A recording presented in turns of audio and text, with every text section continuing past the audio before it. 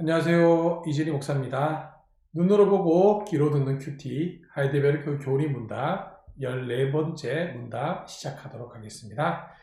그러면 다른 피조물이 우리를 대신해서 죄값을 치를 수 있습니까? 라고 묻고 있습니다. 답변입니다. 없습니다. 우선은 하나님께서 인간의 죄 때문에 다른 피조물을 벌하시기를 원치 않으십니다. 더구나 어떠한 피조물도 죄에 대한 하나님의 영원한 진노를 감당할 수 없으며 다른 피조물을 구속할 수도 없습니다. 라고 이렇게 하이데베르크는 얘기합니다. 무슨 말입니까? 자, 13문을 조금 기억해 보실까요?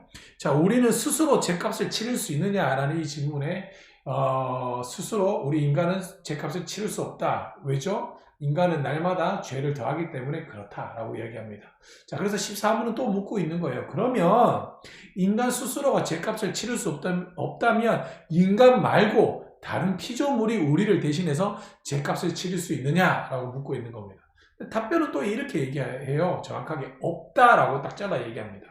그 이유가 뭐냐면 우선은 하나님께서 인간의 죄 때문에 다른 피조물을 벌하기를 원치 않으신다는 겁니다. 자, 이것과 똑같은 거예요.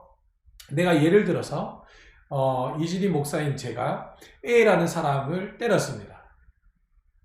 A라는 목사님을 때렸어요. A라는 사람을 때렸어요.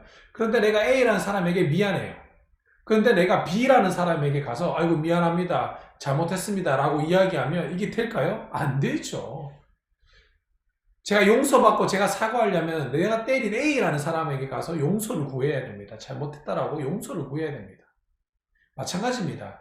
사람의 죄는 누가 지었나요? 아담과 하와가 죄를 지었습니다. 그래서 아담과 하와의 죄를 가지고 태어나는 모든 후손들은 이 아담과 후손 때문에 죄를 갖고 있기 때문에 인간의 죄는 인간이 지어야 한다는 겁니다.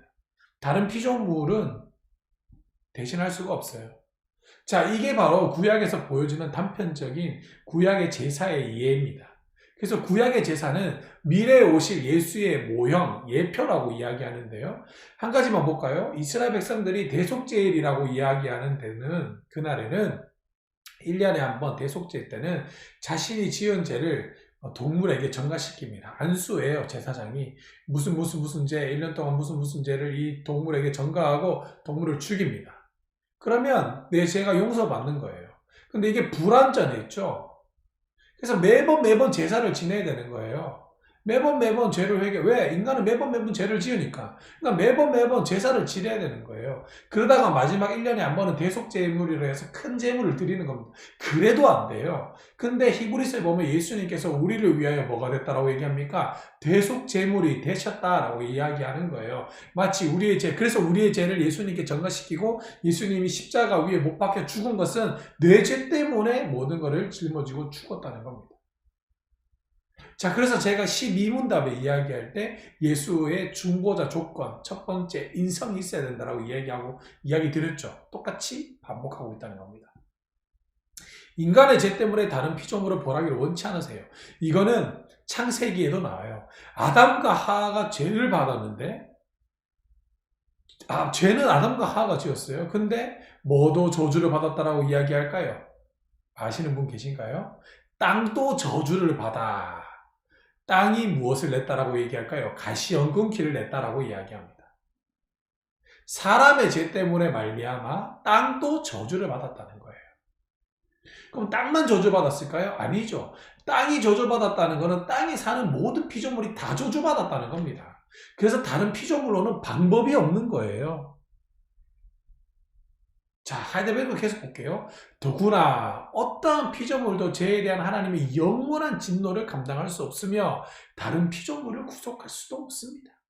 사람의 죄로 말미암아 사람도 저주를 받았지만 땅도 저주받았다는 겁니다. 땅. 아레스라고 말하는 히브리어인데요. 이 아레스는 땅도 되지만 지구도 되는 거예요. 모든 피조물이 다 저주를 받았다는 겁니다. 그러면 죄인을 어떻게 용서해 줄 수 있냐 이거예요. 불가능하다는 거죠. 그래서 또 13호는 뭘 강조하고 있을까요? 예, 다른 피조물을 우리에 대해서 우리의 죄를 대신해서 죄값을 치를 수 없다. 그래서 뭐가 필요하다? 중보자가 필요하다. 또 이야기를 하고 있는 겁니다. 밑밥을 깔아놓는 거예요. 이렇게 하이데베르크는 치밀합니다.